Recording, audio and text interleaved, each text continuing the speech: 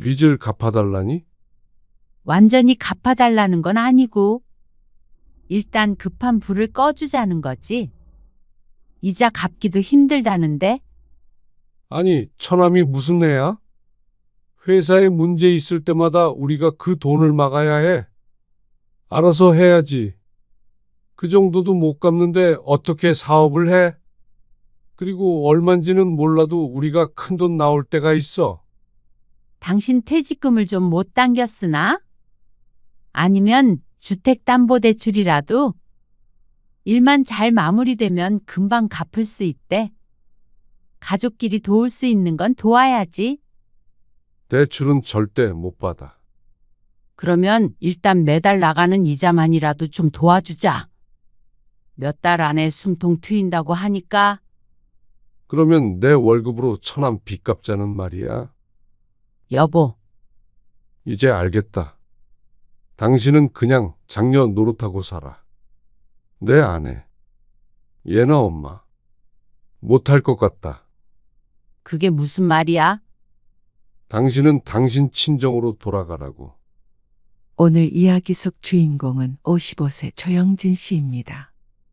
그리고 그의 아내와 처가 식구들에 관한 이야기이죠. 조 씨는 아내의 다정함과 부모를 생각하는 효심을 보고 결혼을 해야겠다 결심했습니다. 이런 사람이라면 평생을 함께 살아가도 좋을 것 같았습니다. 그 사랑이 우리 가족에게로 옮겨올 줄 알았지만 그러지 않았습니다. 아내가 조 씨와 딸을 사랑하지 않는 것은 아니었지만 친정 식구들도 그만큼 사랑했기에 비극이 생겼습니다. 조 씨는 아내와 결혼한 것이 아니라 처가와 결혼한 것 같다는 생각을 했습니다. 평생 친정만 챙기고 시집은 등한시하는 아내. 자신의 부모 형제들에게 가진 것을 무한정 퍼주고 싶어하는 아내. 책임감 넘치는 딸.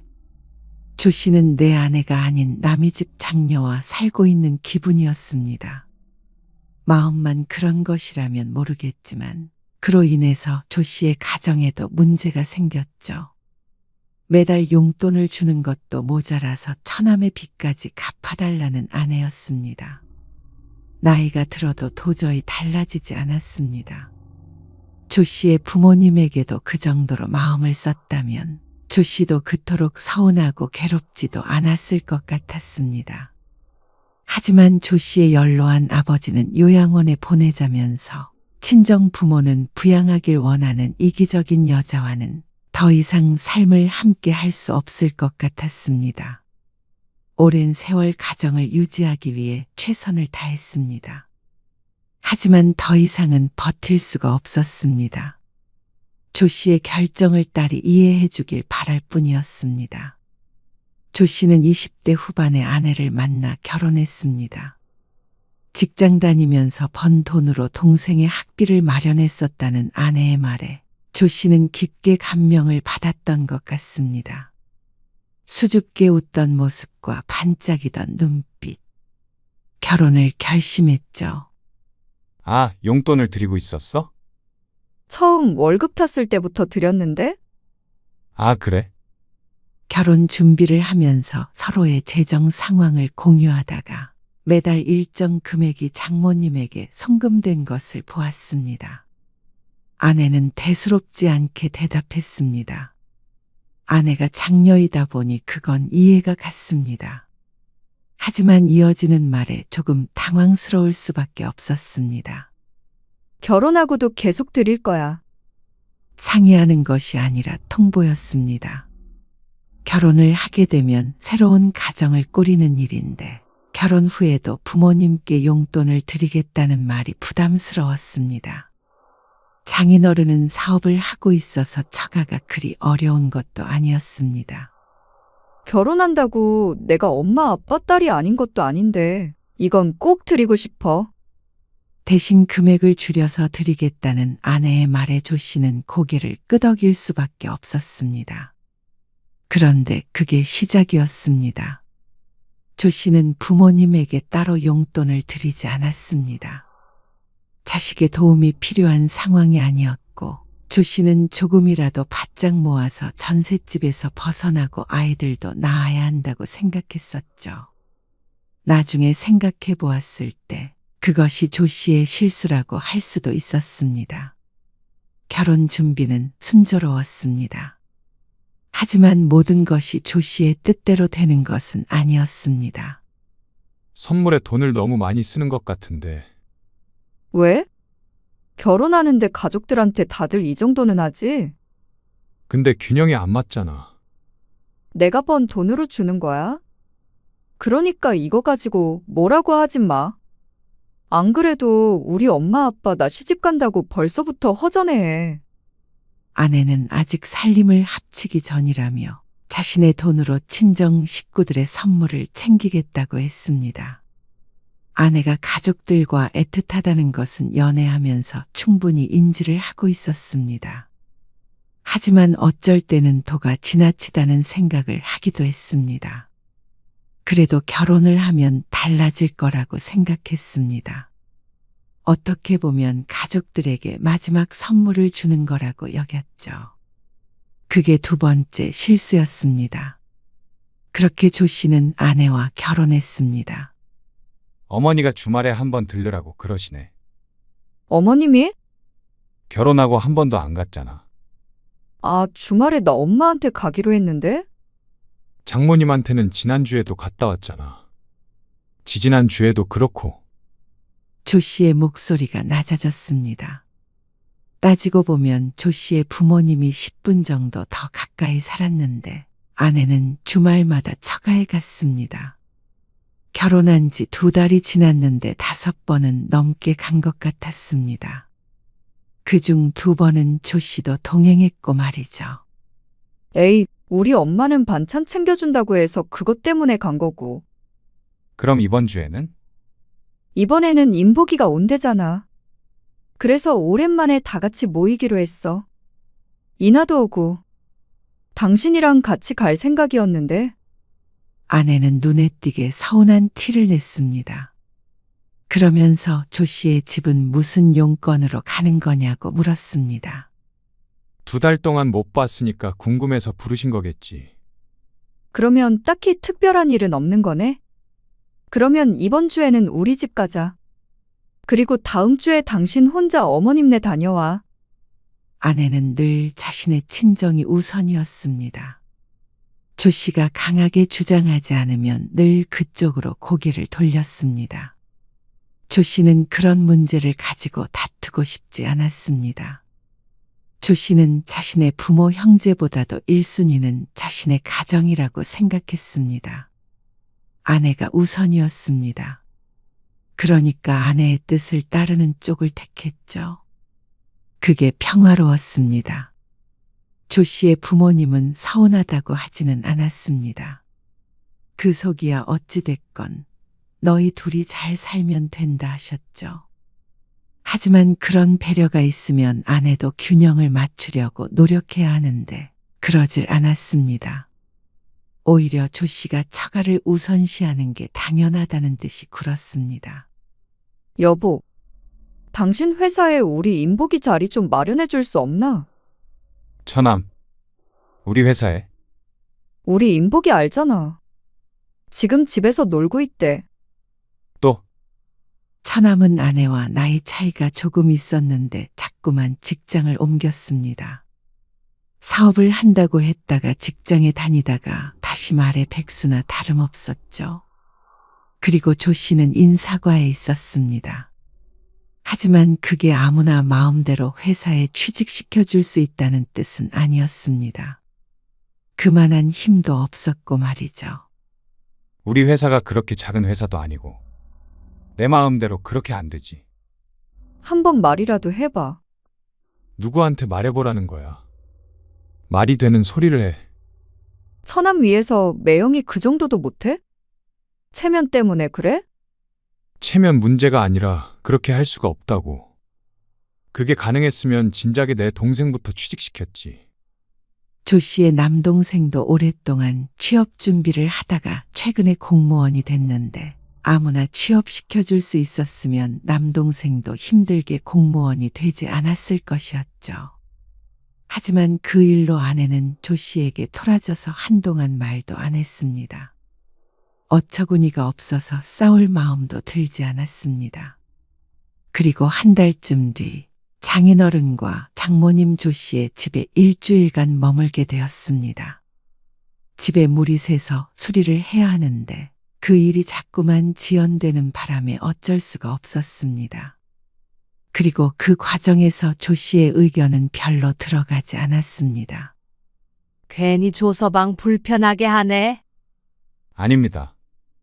인복이 집으로 갈 걸 그랬어. 아니에요. 편히 계세요. 불편한 건 물론 맞았지만 그래도 자식된 입장에서 부모가 머무르다 가는 걸 거절할 수는 없었습니다. 당연한 일이라고 생각했습니다. 하지만 이튿날 장모님이 아내와 비슷한 말을 하는 것을 듣고는 피로감이 들었습니다. 회사에 자리 좀 없어? 장모님, 차라리 장인어른 회사에 취직시키시면 되죠. 장인어른은 작은 사업을 하고 있었는데 거기라면 마음대로 고용할 수 있지 않나 싶었습니다. 힘들다고 싫다고 그러니까 그렇지. 지금 걔 일 시킬 만큼 회사 상황이 좋은 것도 아니고. 몸 쓰는 일이 많다며 조서방처럼 펜대 굴리면서 편히 일했으면 한다는 장모님에게 할 수 있는 말이 없었습니다. 아내처럼 집요하게 부탁하지는 않았어도 충분히 부담스러웠습니다.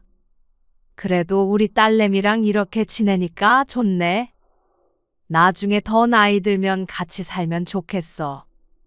어느 날 장모님이 농담처럼 말을 했고 아내는 웃으며 대답했습니다. 그래. 나중에 더 나이 들고 아프면 같이 살아요. 진심이 듬뿍 담긴 것 같았습니다. 일주일 만에 돌아가긴 했지만 그동안 조 씨는 장인장모의 등살에 괴로운 나날을 보냈습니다. 아내는 눈치를 보고 있는 남편보다도 친정 부모가 항상 우선이었습니다. 부모를 각별히 위한다는 건 알고 있었지만 같이 지내면서 겪어보니 머리로 알고 있는 것과는 다른 문제였습니다. 그 뒤로 조 씨 부부는 딸을 하나 낳았습니다.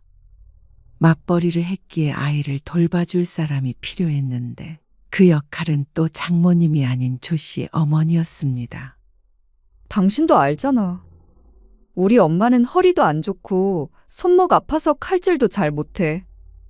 젊어서 고생을 너무 많이 해서.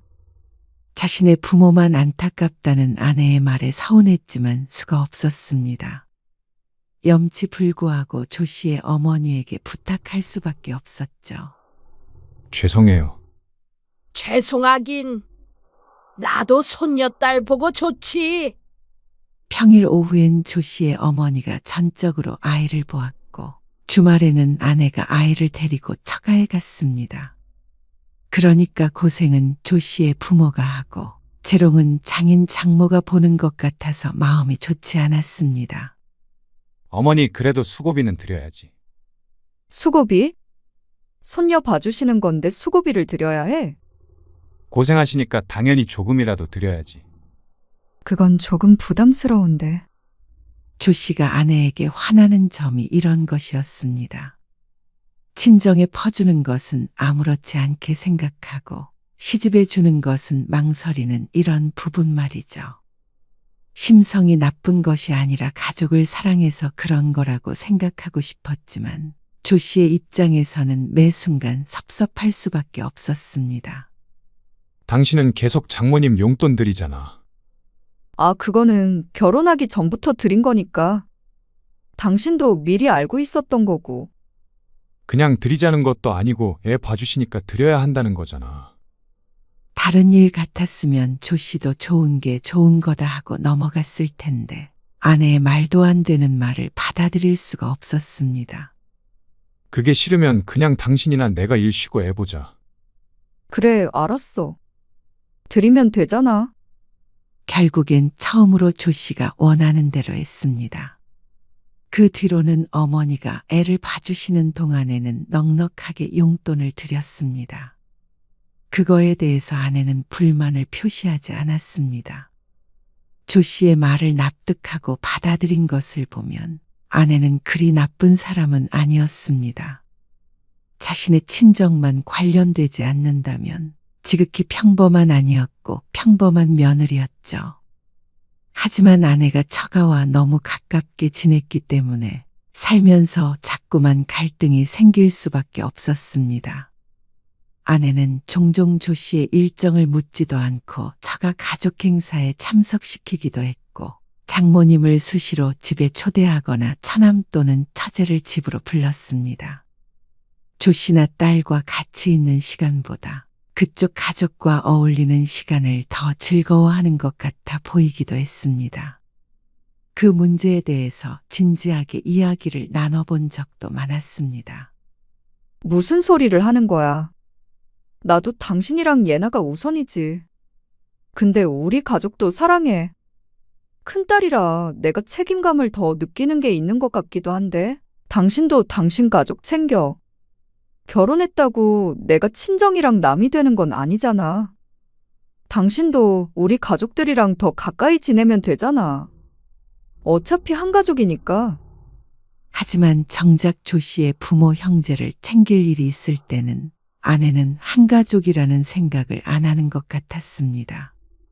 아내가 조 씨의 부모를 친부모처럼 여기길 바란 것은 아니었지만 사람인 이상 자꾸만 불만이 생겼죠. 긴 세월 동안 아내의 태도는 변하지 않았습니다. 많은 일들이 있었고 조 씨는 체념했습니다. 스스로를 설득해가면서 20년 넘게 살았죠. 아내는 10년 전에 일을 그만두고 전업주부가 되었고 처가에 주던 용돈은 그때 끊었습니다. 그러다가 장인어른이 세상을 떠났습니다. 사업체를 운영했지만 늘 부진했고 어찌저찌 이끌어오고 계셨던 것 같았는데 돌아가시고 보니 더는 운영이 힘들 정도의 상황이었습니다. 그런데 그걸 처남이 이어받겠다고 나섰습니다. 빚도 있다면서. 재고는 다 어떻게 한다는데? 인복이가 그래도 왔다 갔다 하면서 아빠 일 많이 도왔잖아. 잘 해볼 수 있대. 일단 급한 것부터 해결하면.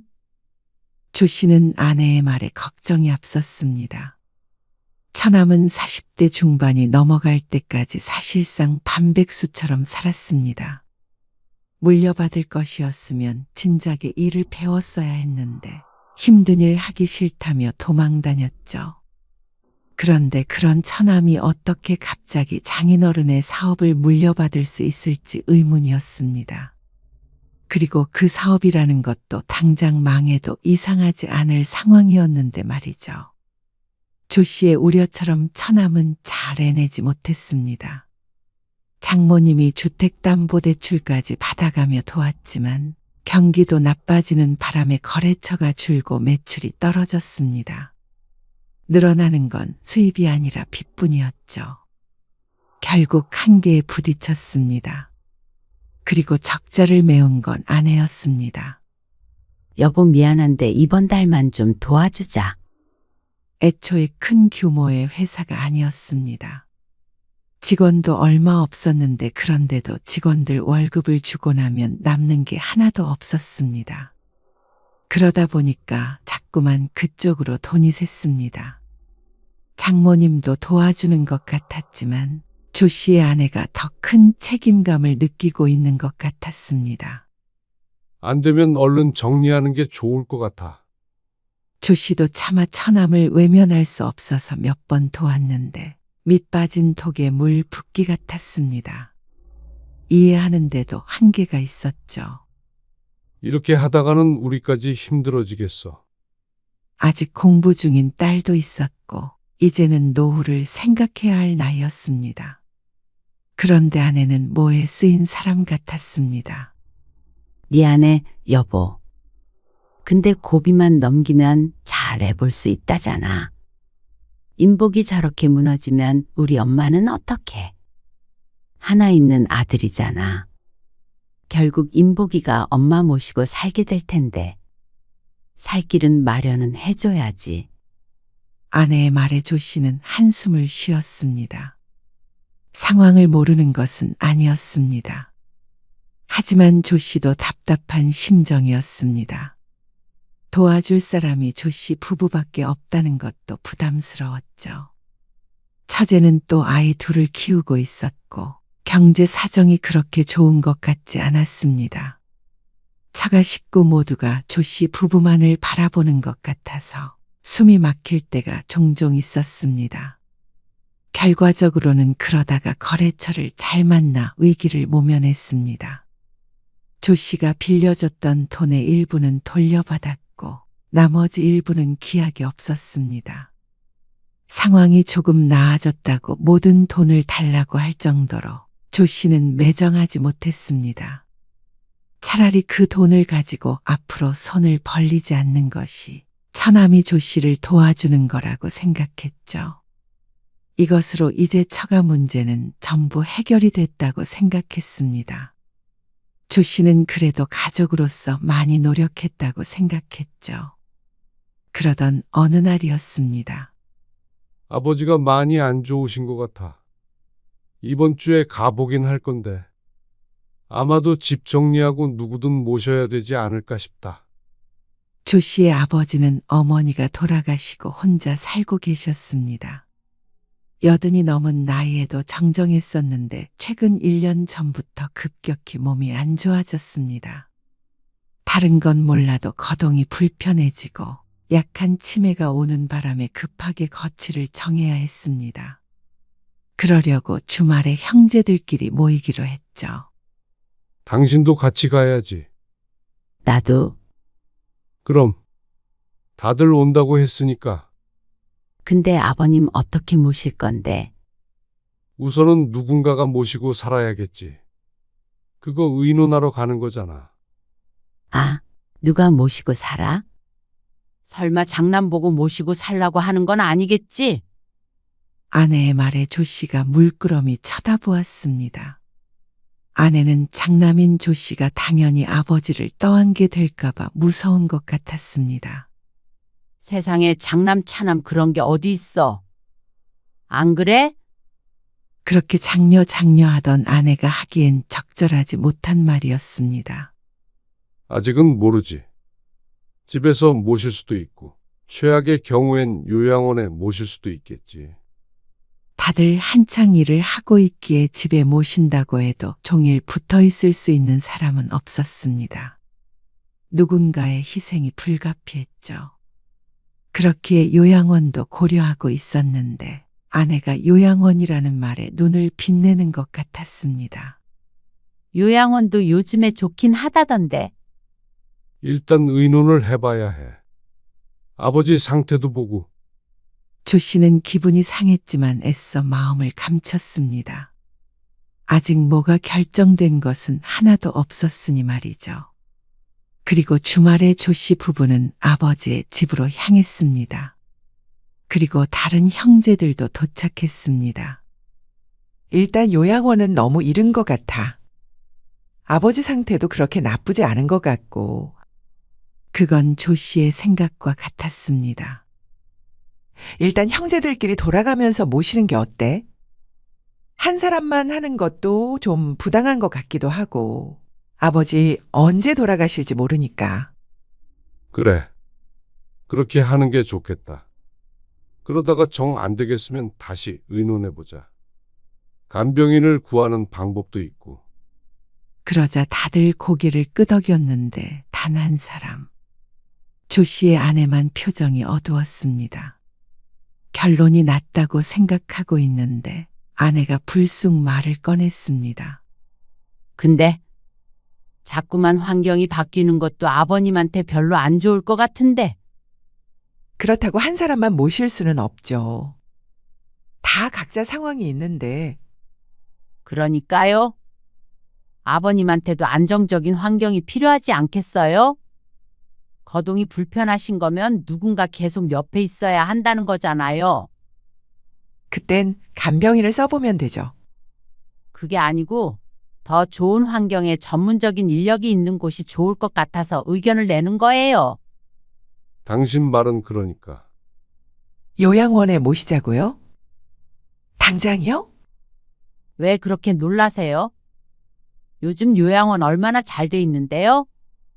좋은 곳은 돈도 많이 드는데 그래도 형제들끼리 조금씩 모으면 되니까. 아내는 꼭 시아버지를 위해 희생을 하겠다는 듯이 말했습니다. 하지만 어쩐지 조 씨의 기분엔 그게 아닌 것 같았습니다. 일단 우리 집에 먼저 모시고 오고 나서 그때 생각해보자. 그게 아버님한테는 더 안 좋을 것 같다니까? 그리고 우리 집에 낮에 누가 있다고 그래? 나밖에 없잖아. 아버지 계속 부축해야 되고 그런 건 아니니까. 그럼 간병인이 있긴 있어야겠네. 조 씨의 여동생이 그렇게 거들었지만 아내는 그래도 고개를 가로저었습니다. 간병인이 있어도요? 거동 불편하고 치매 걸린 분 모시는 게 보통 일은 아니죠. 다들 겪어보질 않았으니까 하시는 말 같아요. 여보, 결국 돌아가면서 모시자는 말은 흐지부지 됐습니다. 아내가 반대했기 때문이었습니다. 집으로 돌아오는 길에 조 씨는 아내를 설득했습니다. 당신한테 수발 들라고 하네. 돈 모아서 간병인 쓰면 되잖아. 어차피 간병인 쓰는데 돈 들어가는데 그 돈이면 아버님도 편하고 자식들도 편한 방법이 있잖아. 그러는 당신은 장모님이었으면 모셔보지도 않고 요양원 보낼 거야. 그러자 아내가 입을 다물었습니다. 거 봐. 나도 내 부모 생각하는 건 똑같아. 우리 엄마 얘기가 왜 나와? 그리고 누군 뭐 아버님 생각 안 해서 그런 소리 해? 아내는 도리어 서운하다는 듯이 말했습니다. 당신이 괜히 고집 부리고 있는 거야. 날 나쁜 며느리로 몰아세우지 마. 조 씨는 한숨을 쉬었습니다. 아내가 이런 태도를 보이는데 막무가내로 아버지를 모실 수는 없었습니다. 어쨌거나 아내의 허락이 필요한 문제였습니다. 그렇다고 아직 정신이 온전하다고 할 수 있는 아버지를 요양원에 모실 생각은 하지 못했습니다. 그리고 그건 다른 형제들도 마찬가지였습니다. 조 씨의 남동생이 아버지를 우선 모시고 살겠다고 연락을 해왔습니다. 재수 씨는 뭐라고 안 해? 괜찮대. 어차피 집에 있는 시간도 길지 않고 그러니까. 그렇다고 아버지 혼자 둘 수도 없다고. 그래도 이해해주니 다행이라고 생각하면서도 미안했습니다. 장남은 못 모시겠다고 하는 꼴이 되었으니 말이죠. 그래서 돈이라도 넉넉하게 모으자고 형제들끼리 이야기를 마쳤습니다. 다들 미안해하는 것은 마찬가지였죠. 그렇게나 많이 필요한가? 요양원에 모시는 것도 아닌데 말이야. 아내의 한마디에 조 씨는 마음속에서 무언가 뚝 끊기는 기분이었습니다. 아니면 공평하게 돌아가면서 모시던가. 뭐? 이미 결정된 거 아니야? 그러면 다른 말 하지 말어. 아니, 부부끼리 그런 말도 못해? 우리 돈으로 주는 건데 내가 일 안 한다고 그러는 거야, 당신? 그게 아니잖아. 나는 처남 사업 안 될 때도 도와줬는데 우리 아버지 병수발 드는 비용도 아끼자고 하는 건 너무한 거 아니야? 아니, 누가 주지 말자고 그랬어? 그냥 조금 과한 게 아닌지 물어본 것 뿐이잖아. 그냥 대답만 하면 되지 왜 화를 내? 왜 날 나쁜 사람을 만들어? 아버지 요양원 보내자고 했잖아. 그건 아버님 위해서라니까? 그래. 나중에 장모님 편찮으시면 당신 그 소리 곧바로 나오나 보자. 조 씨의 말에 아내는 충격받은 표정을 지었습니다. 어떻게 그런 말을 할 수 있나 하는 얼굴이었죠. 요양원이 그 정도의 충격을 받을 일이라면 조 씨에게도 그러면 안 됐습니다.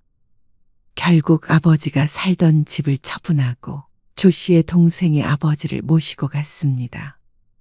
그리고 집을 판 돈은 동생이 관리하면서 아버지 병원비와 생활비로 쓰기로 했죠. 그러자 아내는 그것마저도 불만인 것 같았습니다. 이런 말 하면 당신이 또 이상하게 생각할 거 아는데. 그러면 나중에 아버님 돌아가셔도 우리는 물려받을 게 없는 거네. 뭐, 그렇잖아. 얼마를 어떻게 쓰는 건지도 모르고. 물론 앞으로 오랫동안 아버님 모시게 된다면 모르지만 금방 돌아가시게 된다면 그만해. 아내의 말이 현실적일지는 몰라도 조 씨가 듣기에 기분 좋은 말은 아니었습니다. 그것도 아내가 아버지 모시는 것에 반대한 상황에서는 말이죠. 조 씨가 처가에도 해준 게 없다면 서운할 문제는 아니었습니다. 배우자의 부모를 모시고 산다는 게 단순한 일이 아니었으니 말이죠. 하지만 조 씨는 같이 살지 않았다 뿐이지 아내와 살면서 평생 처가에 헌신했습니다. 금전적인 부분은 말할 것도 없었고 말이죠. 그런데 금방 돌아가실 게 돈 때문에 걱정된다는 아내가 그럼에도 불구하고 잠깐도 모시고 살 수 없다고 한 것이 화가 났습니다. 명절을 제외하고는 조 씨의 부모에게 잘하려는 노력은 한 적도 없었던 아내였으니 더욱더 그랬습니다. 장남 남편 대신에 시동생이 모시고 산다고 하면 고마워해야 할 텐데 시동생이 돈을 다 가져갈까봐 전전긍긍하는 것 같아서 어쩐지 정이 떨어지는 것 같았습니다. 거봐. 당신이 뭐라고 할 줄 알았어. 근데 아닌 건 아닌 거잖아. 반대로 우리 부모님 문제였어도 당신도 똑같은 말 하지 않았을까? 물론 아내가 무슨 말을 하는지 알고 있었습니다. 하지만 부모를 떠맡기는 주제의 돈은 공동으로 관리하자고 할 수도 없는 노릇이었고 나눠 갖자고 할 수도 없었습니다. 양심이 있다면 말이죠. 불만이 있으면 아버지 우리가 모시고 오면 돼. 그러자 아내는 입을 다물었습니다. 친정에 관련된 일이라면 뭐든 발벗고 나서는 아내가 시집 문제라면 선이 확실했습니다. 알고는 있었지만 이번 일로 더욱 확실히 아내에 대해서 알게 되었습니다. 다행히 아버지는 동생의 집에서 적응을 잘했습니다. 건강이 더 나아진 것 같다는 연락도 받았습니다. 아버지가 둘째 조카의 대학 등록금을 내줬다는 말을 듣고 아내는 또 입을 삐죽거렸습니다. 하지만 조 씨가 화냈던 일을 기억하기에 따지지는 않았죠. 하지만 조 씨는 다시금 아내에게 실망할 수밖에 없었습니다. 아버지 문제가 일단락되고 몇 달이 지났을 때였습니다. 아내가 저녁 식사 자리에서 조심스럽게 말을 꺼냈습니다. 여보, 부탁할 게 있는데. 조 씨는 젓가락을 내려놓았습니다. 아내가 부탁할 게 있다고 말할 때는 대부분 처가와 관련된 일이었습니다. 뭔데? 엄마 있잖아. 생활비가 부족한 것 같아. 이번 달만 150만 원만 도와주면 안 될까? 자잘한 돈은 알아서 썼지만 큰 돈이 나간다면 서로 알 수밖에 없었습니다. 그러니까 아내는 미리 조 씨의 허락을 구할 수밖에 없었는데 부탁이라기보다는 통보에 가까웠습니다. 당연히 들어줄 거라고 생각하고 묻는 것이니 말이죠. 150만 원? 조 씨는 귀를 의심했습니다. 그동안 처가에 크고 작게 도움을 주곤 했지만 생활비를 대놓고 요구한 건 처음이었습니다. 처남 사업이 어려워서 돕는 것과는 또 다른 문제였습니다. 이달에 없는 생활비가 다음 달에도 있을 리가 없었습니다. 다음 달에는 어떻게 하고? 인복이가 있잖아. 처남이? 인복이가 엄마 모시고 살겠대. 그런데 왜 이달에는 생활비가 없다는 것인지 이해가 가지 않았습니다. 인복이 사업이 어려워서 이래저래 엄마가 도와줬었잖아. 그것 때문이지. 아내의 변명에도 납득은 되지 않았습니다. 다음 달에 처남이 장모님 모시고 산다고? 그렇다고 하는 것 같아. 인복이 사업도 이제 자리 잡은 것 같고. 마지막이라는 아내. 그래서 조 씨는 장모님에게 생활비를 입금했습니다. 당장에 지낼 돈이 없다는데 알아서 살라고 할 수가 없었습니다. 마음 약한 조 씨가 또 제 무덤을 판 격이었습니다. 그 뒤로 아내는 생활비 얘기는 꺼내지 않았습니다. 하지만 처남이 장모님을 모시고 갔다는 이야기도 듣지 못했습니다.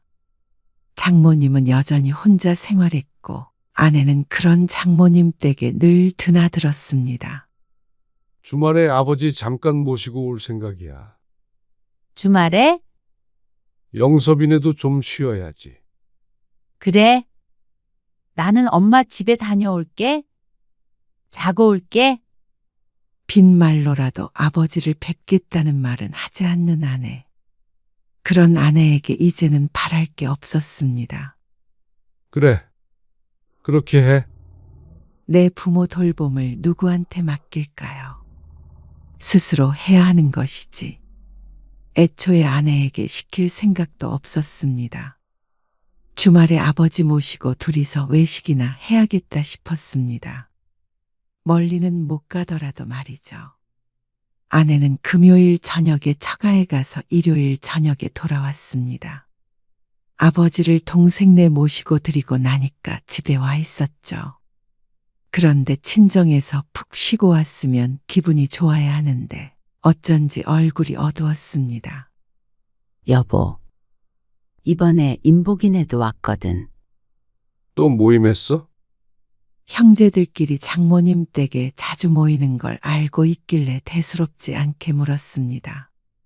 그런데 미리 약속된 일은 아니었던 듯 했습니다. 그게 아니고 지금 임복이네가 좀 힘든가 봐. 뭐가?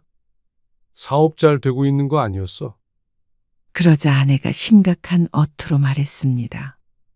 거래처가 갑자기 여러 군데가 끊겼는데 그것 때문에 지금 정신이 없는 것 같아. 어쩌냐?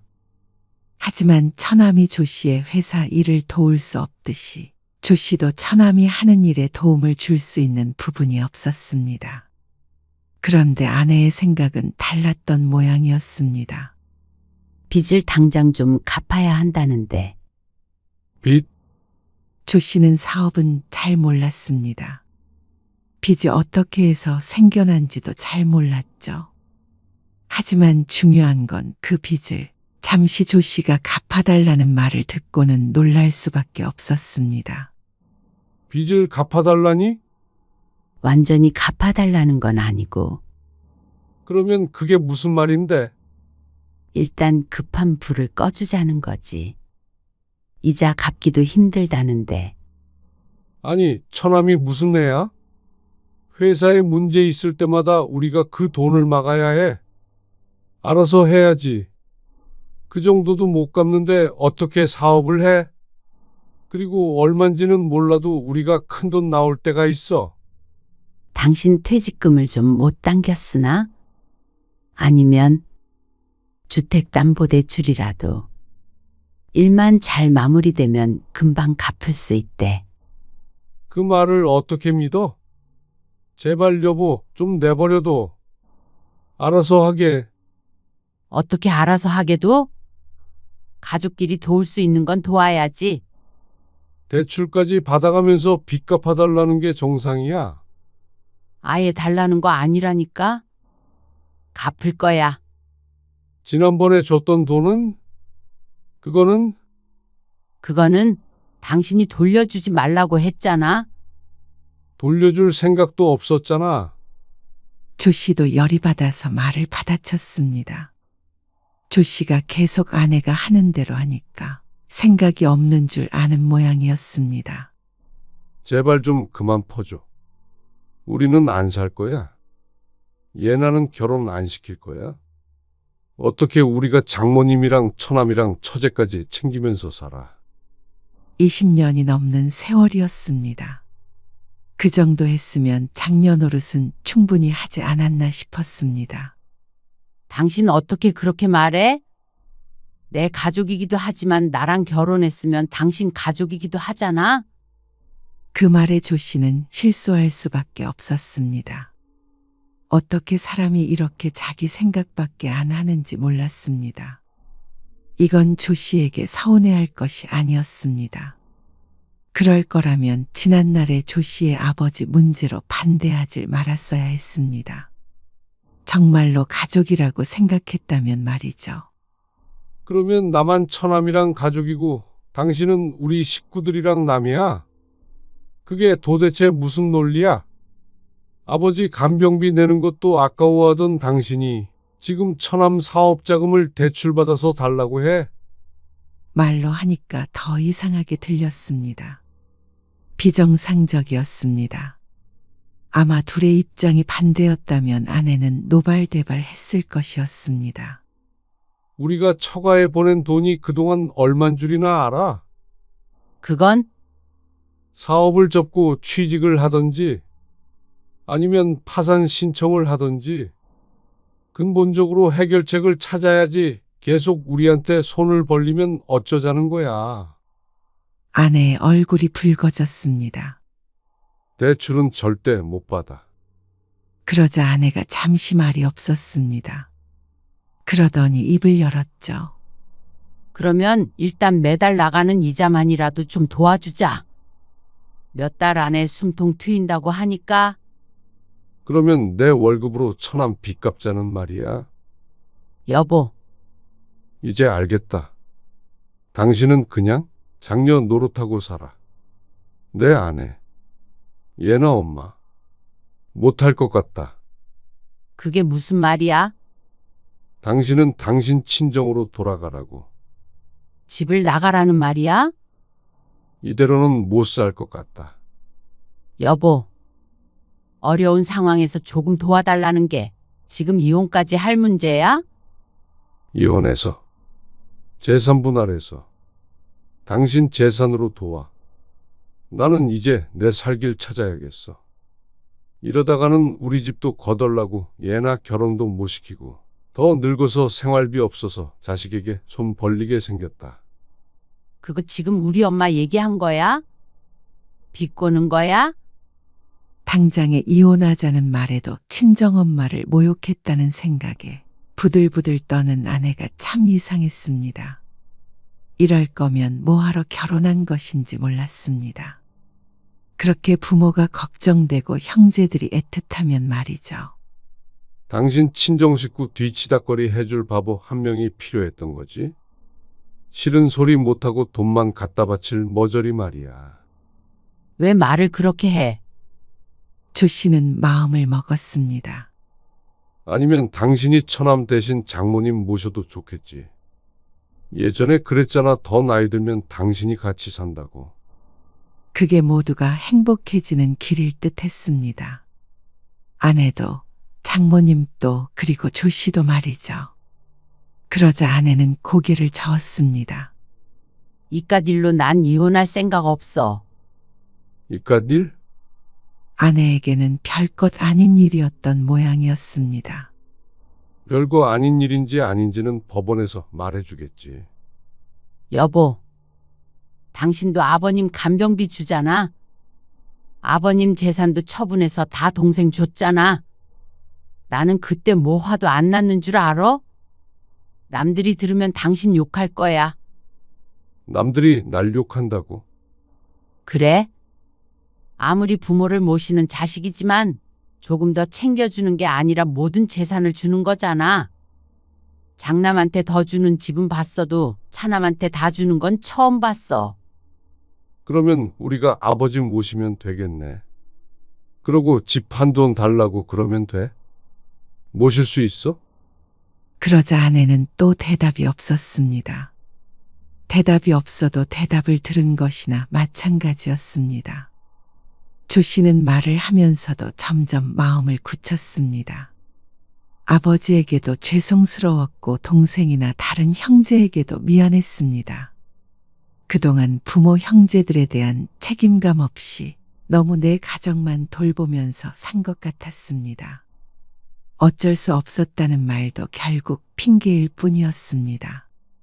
똑같은 조건에도 아내는 살뜰하게도 처가를 챙겼으니 말이죠. 그리고 일주일 내내 조 씨와 아내는 서로 대화가 없었습니다. 아내도 나름 화가 났다는 표시인 듯 했습니다. 그리고 조 씨가 말이 없자 이혼하자는 말이 빈말인 줄 알았던 모양이었습니다. 주말에 조 씨는 짐을 쌌습니다. 당장 필요한 옷가지와 세면도구를 가방에 넣었죠. 집을 나서려고 하자 아내가 뒤따라오며 말했습니다. 어디 가려고 그래? 여보, 일단 나가서 지낼게. 이렇게 같이 지내는 건 의미가 없을 것 같다. 서로 생각 정리하자. 나는 정리할 생각 없어. 나가지 마. 나가면 나 당신 용서 안 해. 조 씨가 그런 아내를 바라보았습니다. 얘기 좀 해. 조 씨는 현관문을 열고 나서며 한마디를 남겼습니다. 변호사 통해서 연락할게.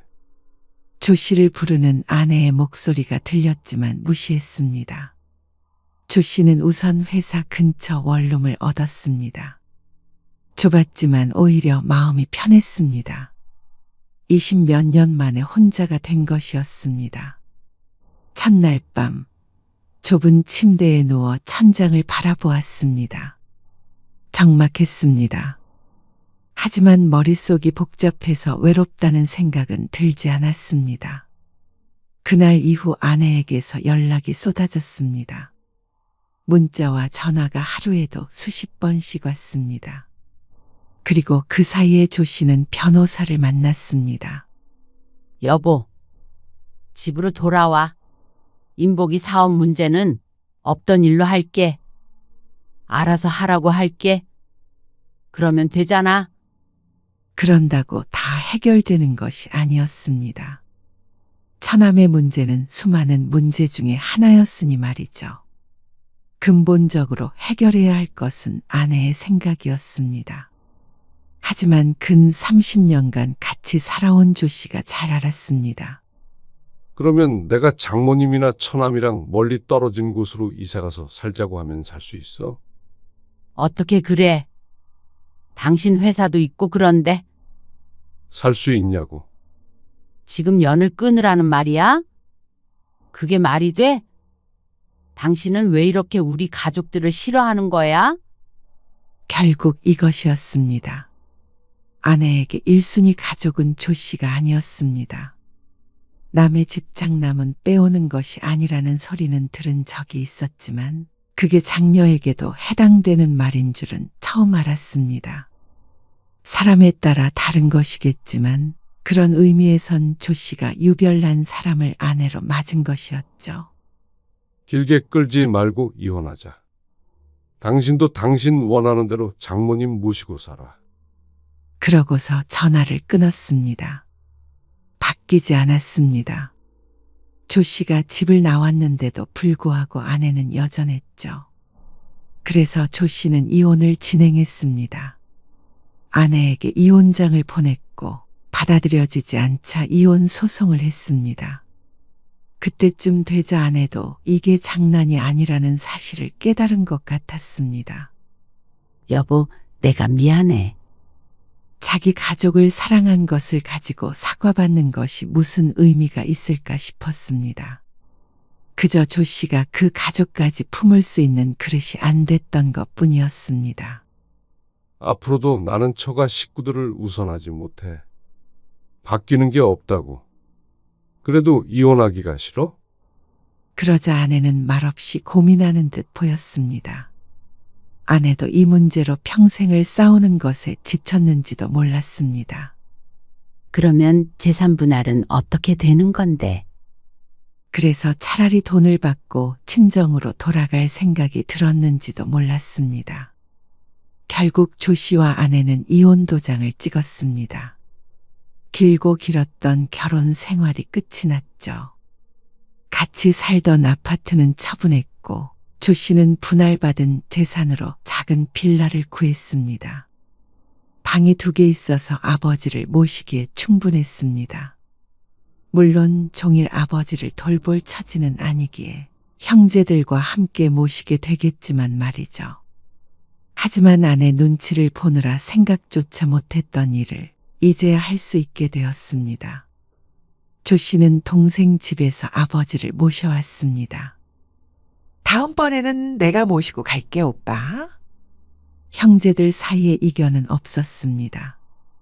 언젠가는 요양원에 모시게 될지도 모르겠지만 그래도 하는 데까지는 힘을 합쳐서 해보자는 생각이었습니다.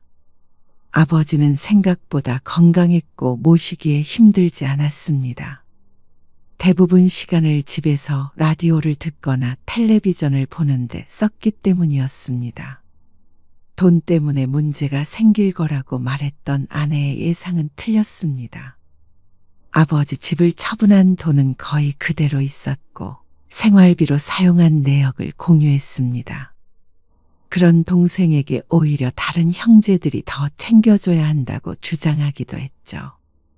그리고 어느 날 아내에게서 연락이 왔습니다. 다들 잘 지내시지? 잘 지내. 인복이는 사업은 접기로 했어. 빚이 좀 있는데 내가 일부 갚았고 나머지는 일해서 갚는다고 했고. 그래. 결국에는 그렇게 됐구나 싶었습니다. 이제는 아내가 어떤 결정을 하더라도 조 씨와는 상관없는 일이었죠. 나 후회하고 있어. 아내의 갑작스러운 말에 조 씨는 할 말을 잃었습니다. 이제 와서 그런 말 해도 나는 지금이 좋아. 나도 일자리 구했어. 엄마 집은 팔아서 얼마라도 건지기로 했고. 지금은 나랑 같이 살아. 잘 됐네.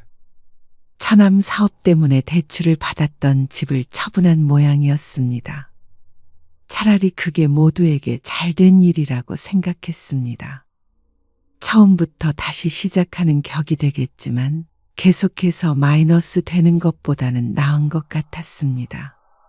아내가 자신의 선택에 후회한다는 것인지 아니면 조 씨에게 했던 일들에 후회한다는 것인지는 몰랐습니다.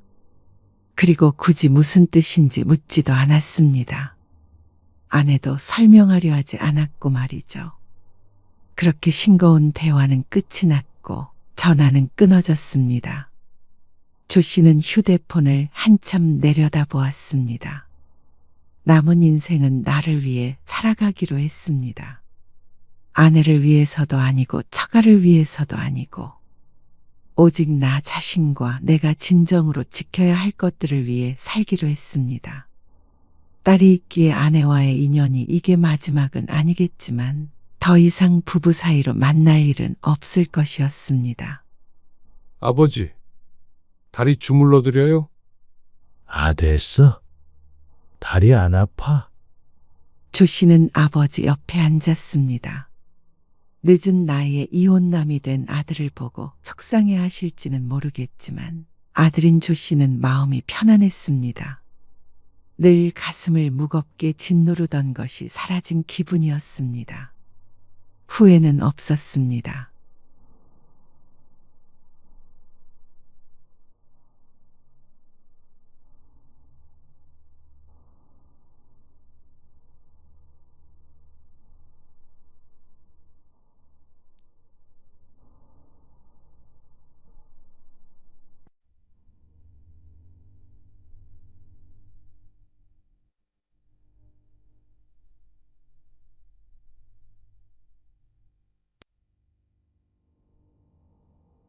나쁜 년.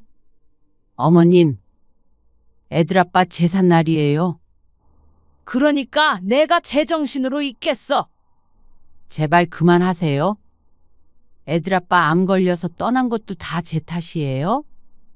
뭐야? 그럼 내 탓이냐? 내가 나가 죽어야지. 내 아들 따라 죽어야지. 내가 죽으면 너도 데리고 갈 거야. 할머니, 그만하세요. 남편 잡아먹은 년. 어머님, 말도 안 되는 소리 하지 마세요. 미나 아빠 죽음에 책임이 있다면 암은 유전이니까 어머님 책임이죠. 뭐라고? 내 아들 대신 네가 죽었어야지. 할머니, 이거나. 오늘 이야기 속 주인공은 53세 박경희 씨입니다. 그리고 그녀의 시어머니에 관한 이야기이죠. 그녀는 오랫동안 시어머니와 함께 살았습니다. 20년이 넘었죠. 그리고 남편이 죽고 난 뒤에도 마찬가지였습니다. 박 씨가 시어머니에 대한 대단한 효심이 있어서는 아니었습니다. 박 씨가 아니라면 시어머니가 오갈 데가 없어서였죠.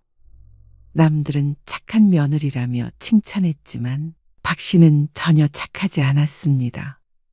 시어머니와 함께 지내는 삶이 행복하지 않았습니다. 속으로는 골백 번도 더 후회했고 하루에도 수십 번 시어머니와 떨어져 살고 싶었습니다. 죽었어도 내 남편의 어머니이고 내 딸들의 친할머니였기에 죽지 못해 사는 것뿐이었죠. 하지만 그것도 한계가 있었습니다. 박 씨의 인내심은 여기까지였습니다. 남편의 제삿날에 시어머니가 박 씨의 머리채를 잡은 그날, 박 씨는 결심했습니다. 여든이 넘은 시어머니를 쫓아내기로 말이죠. 박 씨는 24세 남편을 만났습니다. 3살 연상의 남편은 헐칠하고 심성이 고와 인기가 많은 남자였습니다. 대학을 나와 번듯한 직장이 있었고 말이죠. 반면에 박 씨는 고등학교 졸업 후에 곧바로 일을 하기 시작했습니다. 집안이 어려웠고 몸이 아픈 홀아버지 병원비 때문에 식당 2군데에서 낮과 밤으로 일했습니다. 그리고 낮에 일하던 식당에서 남편을 만났죠. 뭐? 대학도 안 나온 식당 직원이랑 결혼을 한다고? 제정신이니? 결혼을 약속하고 인사를 드리러 간 날, 시어머니에게 처음 들은 말이었습니다. 박 씨는 고개를 숙였고 남편은 어머니를 설득했습니다. 꼭 결혼하고 싶어요. 너는 생전 부모 속 안 썩이더니 이러려고 너 그렇게 공부시킨 줄 알아. 없어도 어지간히 없어야지. 시집은 빈말로도 형편이 좋다고 할 수는 없었습니다. 자식들 독립시키고 작고 낡은 아파트에서 시부모님 2분이서 살고 있었죠. 하지만 자식들 넷을 전부 대학에 보냈습니다. 그러다 보니 살림이 줄어든 것이라며 박 씨와는 비교할 수 없다고 했습니다. 그 말에는 박 씨도 반박하지는 못했습니다. 박 씨의 형제들 중 대학에 간 사람은 아무도 없었고 전부 박 씨와 비슷비슷하게 살았으니 말이죠. 시언니에겐 박 씨가 눈에 차지 않았을 수 있었습니다. 부양해야 할 친정 아버지도 있었으니 충분히 이해가 갔습니다. 하지만 그렇다고 젊은 혈기를 갈라놓을 수는 없었습니다. 제발 우리 아들이랑 좀 헤어져 줘라. 어느 날 시어머니가 밖에서 따로 만나자며 박 씨를 불렀습니다. 그리고 박 씨의 손을 꼭 붙들며 말했습니다. 우리 성태 형제들 중에서 제일 똑똑하고 제일 착한 아들이라. 나랑 성태 아빠랑 가장 의지 많이 하면서 살았어. 많이 안 바라고 그저 비슷하고 평범한 여자랑 결혼하면 내가 소원이 없는 사람이야. 우리 성태 사랑한다면 놔줘. 어떻게 내 새끼 장인 병수발 들게 해. 아니에요. 성태 씨한테 아버지 병수발 들라고 안 해요. 장렬하면서 어떻게 그러겠어? 시어머니의 말에 박 씨는 대꾸하지 못했습니다. 내가 이렇게 부탁해. 나쁜 감정은 없어. 그냥 내 아들을 사랑하니까 부모로서 좀 더 잘 살았으면 하는 심정인 거야. 이해하지? 성태 마음 약해서 먼저 헤어지자는 말도 못해. 그러니까 네가 먼저 놔줘라. 그 간절했던 부탁을 들어주지 않아서였을까요? 박 씨는 반대에도 불구하고 결혼식을 올린 그날 이후부터 평생 미움을 받아야 했습니다. 네가 기어이. 남편은 온순하고 효심이 깊었지만 박 씨를 조금 더 사랑했던 것 같았습니다. 그래서 처음으로 부모에 반하는 결정을 했죠. 박 씨는 첫 명절에서 정말 딱 죽겠다 싶을 만큼 시어머니에게 부려졌습니다. 큰 며느리가 있는데도 불구하고 어찌나 일을 시키던지 이런 것이 시집살이구나 하는 생각을 참 빨리도 하게 되었습니다. 첫 아이가 태어났을 때의 일을 박 씨는 아직도 선명하게 기억하고 있었습니다. 딸이라고? 혀를 차며하는 첫 마디에 박 씨는 서러움을 참아야 했습니다. 수고했다, 고생했다 한마디도 없었습니다. 딸을 낳은 것에 대한 실망만 가득했습니다. 진작에 딸일 거라는 말을 했었지만 그래도 혹시나 하는 마음에 손자를 기대했던 모양이었습니다. 하나부터 10까지 마음에 안 들어. 아들도 하나 못 낳아? 어머니, 아이를 낳은 기쁨은 순식간에 사라지고 왠지 모를 죄책감 같은 것이 밀려왔습니다. 딸이라도 박 씨는 좋았지만 시어머니의 그 눈빛, 한숨, 무거운 침묵 앞에서 한없이 작아지는 기분을 느껴야 했습니다. 괜찮아. 나는 딸이 더 좋아. 남편은 그런 박 씨를 조용히 위로했습니다. 물론 시어머니에게 대놓고 화를 낼 수 있는 사람은 아니었습니다. 남편의 착한 심성은 달리 말하면 맞서지 못한다는 뜻이기도 했습니다. 그리고 둘째마저 딸을 낳을 땐 박 씨는 대역죄인이 되어 있었습니다. 물론 시어머니에게 말이죠. 너는 밭에 무슨 문제가 있는 거 아니니? 어떻게 내리 딸만 낳아? 너희 살림에 애를 하나 더 낳을 수도 없고. 죄송해요. 시어머니는 어쩌면 그저 박 씨가 마음에 안 들어 꼬투리를 잡고 싶었는지도 몰랐습니다. 시어머니는 자신의 막내딸을 사랑했고 큰아들네 손녀딸도 미워하지 않았습니다. 박 씨에게만 유독 그랬습니다. 첫 단추부터 잘못 끼운 사이였을지도 몰랐습니다. 친정어머니가 없는 며느리가 출산을 했는데도 한 번도 살갑게 들여다보질 않았죠. 그리고 친정아버지가 돌아가셨을 때 장례식장에 와서 안심한 표정을 짓던 시어머니의 얼굴을 박 씨는 평생을 가도 잊을 수 없을 것 같았습니다. 하지만 참 아이러니한 게 그런 시어머니와 박 씨는 평생 한 집에 살게 되었습니다. 아직 아이들이 어릴 때 시아버지가 돌아가셨는데 그때부터가 문제였습니다. 아무래도 어머니 혼자 살기는 힘드신 모양이야. 왜? 외롭기도 하고 무서우시대. 자식들하고 같이 살고 싶으시다는데. 그런데 왜 우리 집이야? 형님은? 알잖아. 사업 때문에 상황이 안 좋은 거. 도련님은? 아가씨는? 셋째는 애가 셋이야. 집도 좁고. 막내는 이제 막 신혼살림 차렸잖아. 그리고 사위 불편해서 싫으시대. 우리도 그렇게 넉넉한 상황은 아니잖아. 남편이 직장 생활은 하고 있지만 양가 부모의 도움을 못 받고 결혼한 탓에 대출이 많이 있었습니다. 아이들은 아직 어려서 박 씨가 일할 상황도 아니었고 말이죠.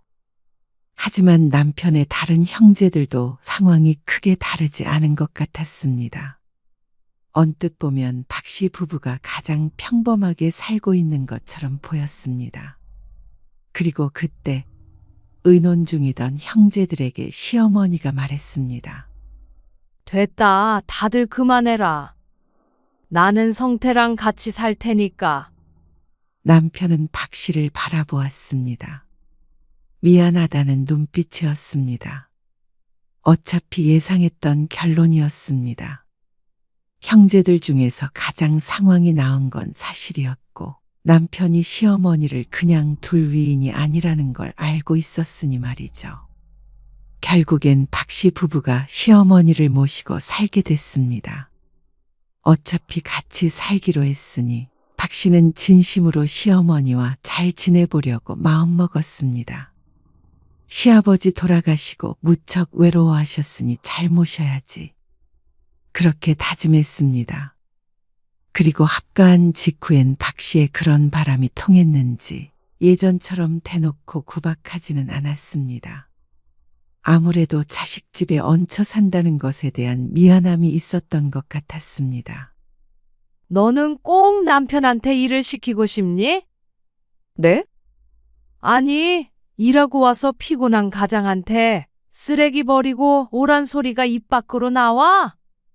아, 저도 일을 하니까 같이 하려고. 남자가 할 일이 따로 있고 여자가 할 일이 따로 있는 거야. 그리고 네가 일한다고 남자보다 많이 벌어? 그건 아니고요. 박 씨는 아이들이 조금 크니 다시 식당에 나갔는데 그게 못마땅한 것 같았습니다. 시간이 지나자 착한 아들을 등에 업고 박 씨를 구박하기 시작했습니다. 같이 살다 보니 자꾸만 마음에 안 드는 것들이 눈에 밟히는 것 같았습니다. 처음엔 사소한 것들이었습니다.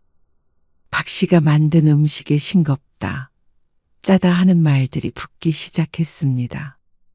청소를 해도 텔레비전 뒤쪽까지 손으로 훑어서 먼지를 찾아내기도 했죠. 그런 시어머니의 행동에 박 씨는 지쳐갔습니다. 그러던 어느 날 남편이 쓰러졌습니다. 일을 하다가 병원에 실려갔는데 시어머니는 그걸 박 씨의 탓이라고 여겼습니다. 평범하게 같이 직장 다녔으면 우리 성태가 이렇게 무리해서 일을 했겠느냐고. 어머님, 지금 상황에서 저한테 그런 말이 하고 싶으세요? 두 눈 똑바로 뜨고 어디서 대들어? 내 아들은 너 안 만났으면 더 번듯하게 살 수 있었어. 그러면 내조라도 잘했어야지. 너는 성태 쓰러질 때까지 뭐 한 거야? 어? 어머니, 그만하세요. 그냥 과로예요. 그러니까 왜 네가 과로를 해야 하냐고. 내가 정말 속상해서 못 살아. 시어머니는 화를 내더니 눈시울이 빨개졌습니다. 그 모습에 박 씨는 제대로 된 대꾸도 하지 못했습니다. 내 자식이 쓰러졌다면 박 씨도 서글펐겠죠. 물론 그렇다고 며느리를 잡는 시어머니의 행동이 잘못됐다는 건 알았습니다. 하지만 뭐라고 한들 시어머니에게 들릴 리 없다는 것도 잘 알고 있었죠. 다행히 남편은 이틀 뒤 퇴원을 했습니다. 그렇지만 한번 미운 털이 단단히 박히자 시어머니의 구박은 심해져만 갔습니다. 이제 아들 앞에서도 노골적으로 박 씨를 깎아내렸죠. 내가 이 나이에 며느리 팬티까지 빨고 있어야겠냐. 아니, 어머님. 제가 그냥 두시라고 말씀드렸잖아요. 집에서 노는 시엄마한테 그렇게 눈치를 주는데 내가 빨래도 안 하고 배겨. 제가 언제 눈치를 줬다고 그러세요? 내가 얼마나 눈치를 보며 사는데. 성태야, 네 마누라가 나를 천덕꾸러기 취급한다.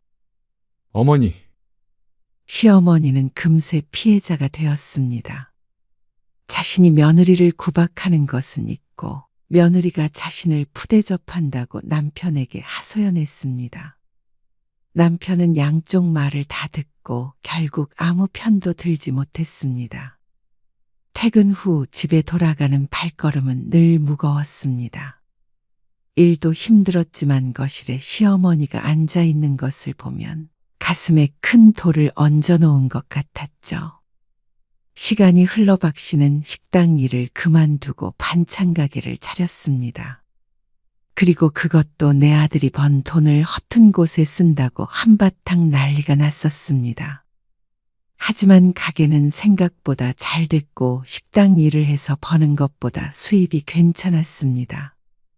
그러니까 남편 등골 빼먹는 며느리 소리는 쏙 들어갔습니다. 박 씨가 구박받는 수많은 것들 중에 하나가 줄었을 뿐이었죠. 그렇게 시간은 훌쩍 흘렀습니다. 딸들은 대학에 진학했고 기숙사에 살면서 주말에 집을 왔다 갔다 했습니다.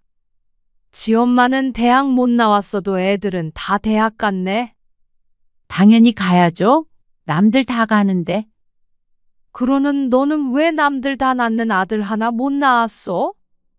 옛날 같았으면 아들도 못 낳는 며느리는 취급도 안 해줬어. 시대를 잘 타고 난 줄 알아.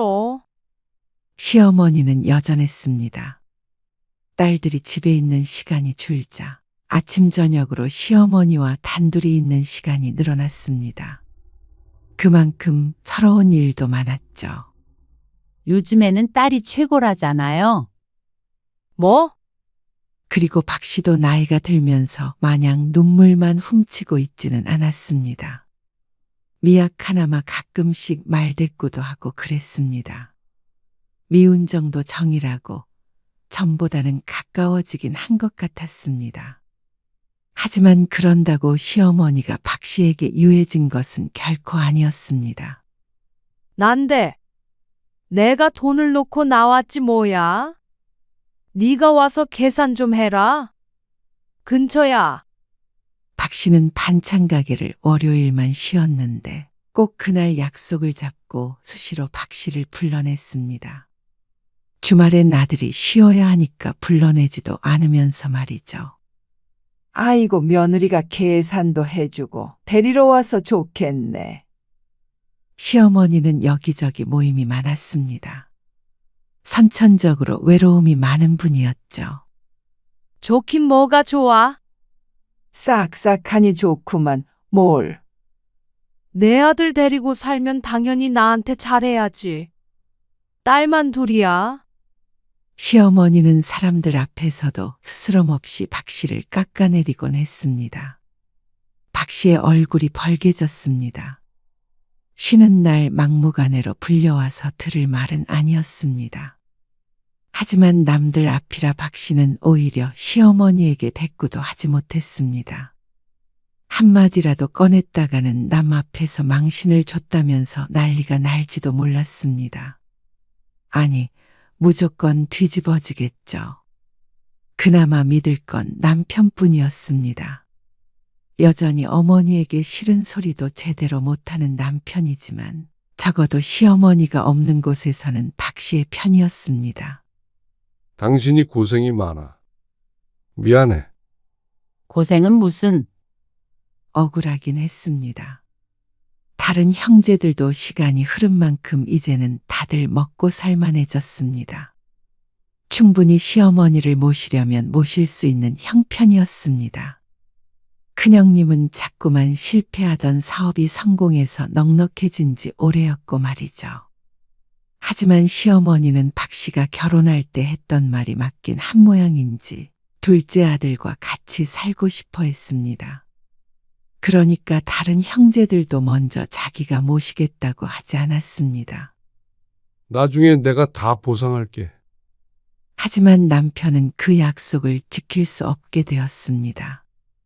얼마 뒤에 남편은 암 진단을 받게 되었습니다. 처음엔 가벼운 피로감과 소화불량이었습니다. 퇴근 후 소파에 누워 쉬는 시간이 길어졌고 소화를 잘 못 시켰습니다. 병원에 가보자.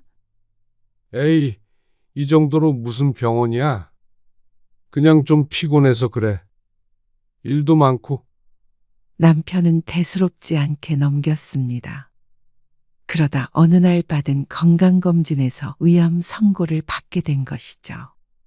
박 씨는 하늘이 무너지는 기분이 들었습니다. 자식들 다 키우고 이제 좀 우리 인생을 살아보나 싶었습니다.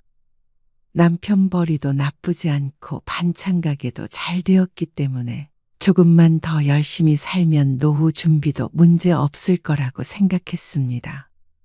그러니까 이제 좀 여유를 가지고 살아보자 하는 이야기를 했던 것이 불과 한두 달 전이었죠. 하지만 시어머니도 박 씨 못지않은 충격을 받았습니다. 아니, 어쩌면 박 씨보다도 더했는지도 몰랐습니다. 내 자식이 암이라는 말을 듣고 정신을 온전히 유지할 수 있는 사람이 과연 몇이나 될까요? 박 씨도 자신이 없었습니다. 그러게, 너 내가 간이 짜다고 했잖아. 내 아들 어떻게 할 거야? 어머니, 네 탓이야. 어머니, 제가 아픈 게 왜 집사람 탓이에요? 성태야, 네가 장가를 잘못 갔다. 잘못 갔어. 내가 말릴 때 듣지. 어떻게 목숨이랑 바꾸는 결혼을 하냐. 누구든 탓하고 싶은 마음은 알지만 박 씨도 견디기가 힘들었습니다. 남편은 1년 가까이 투병하다가 세상을 떠났습니다. 박 씨도 시어머니도 무너져 내렸습니다. 장례는 정신없이 치러졌습니다. 형제들이 모이고 친척들이 모이고 조문객들이 줄을 이었습니다. 박 씨는 영정사진 앞에 주저앉아 조문을 받으면서도 아무것도 느끼지 못했습니다. 모든 것이 비현실적이었습니다.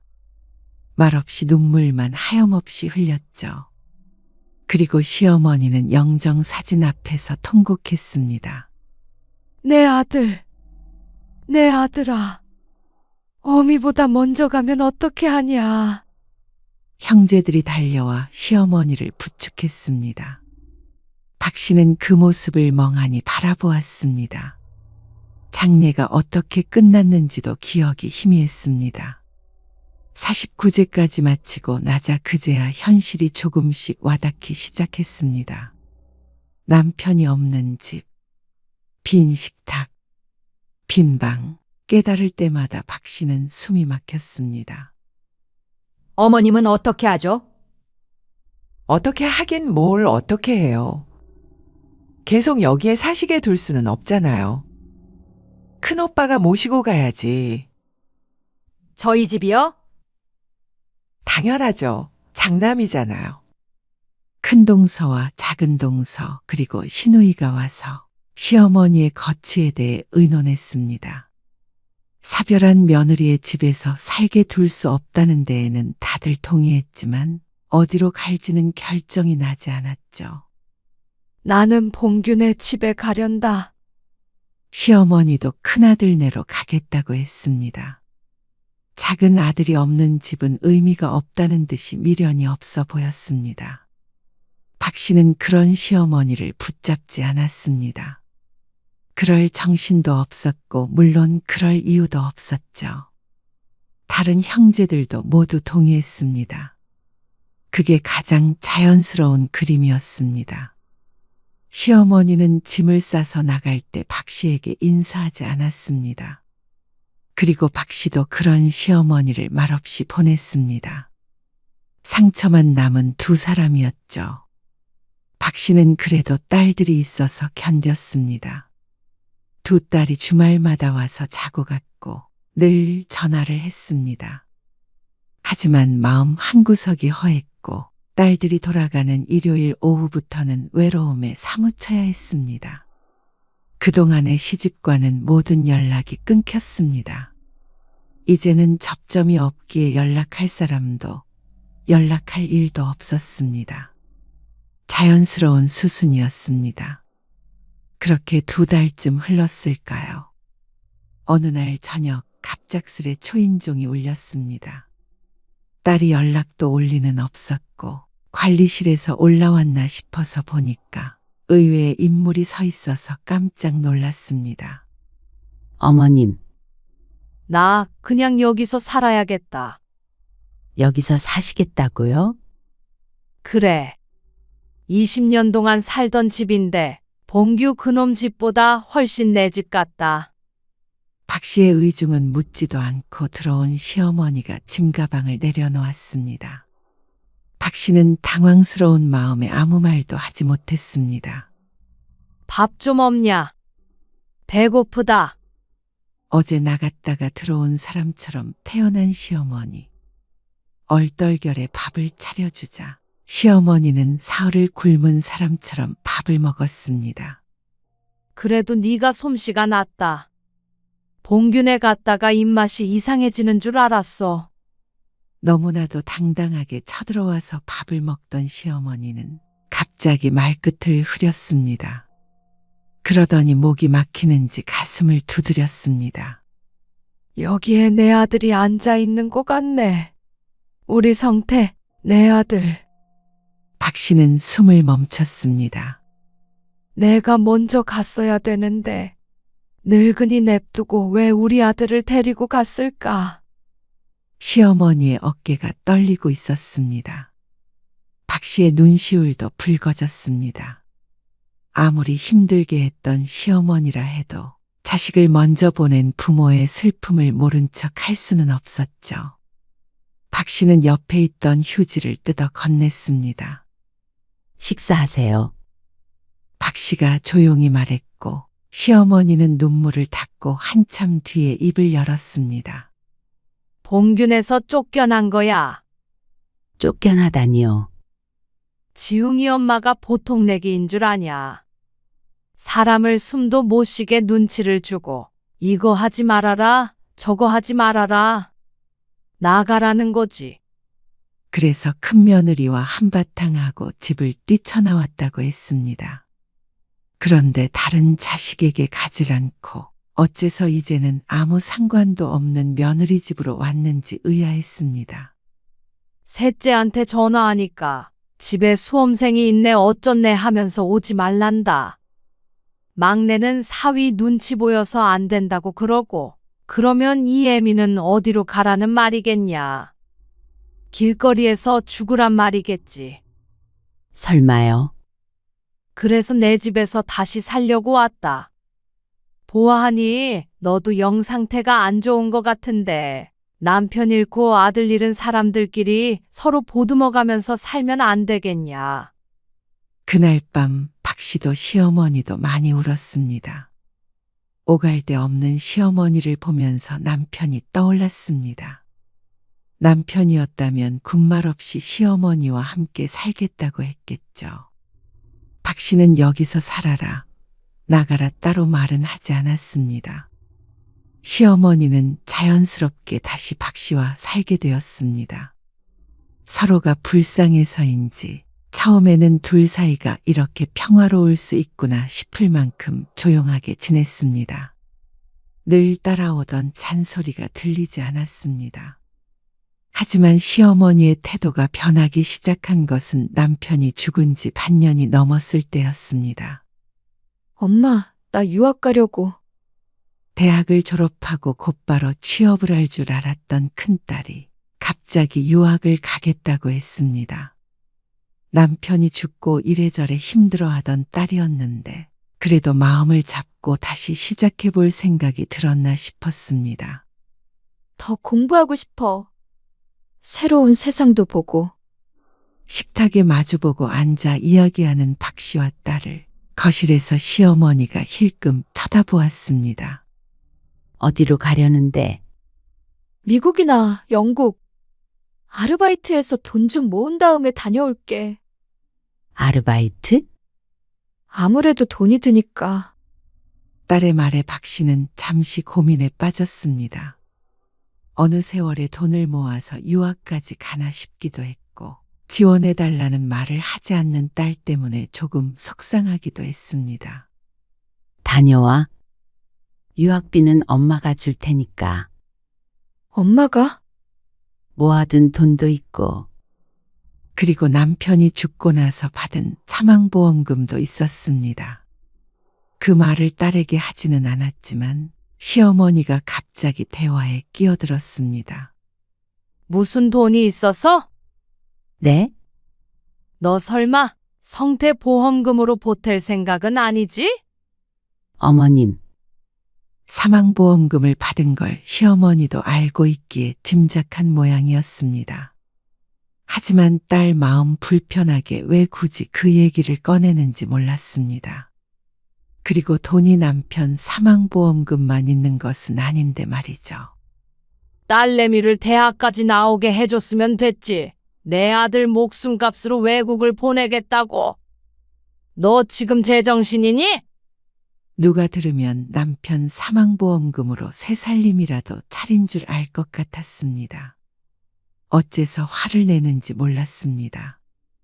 내가 너 그 돈 어디다 쓰는지 지켜봤어?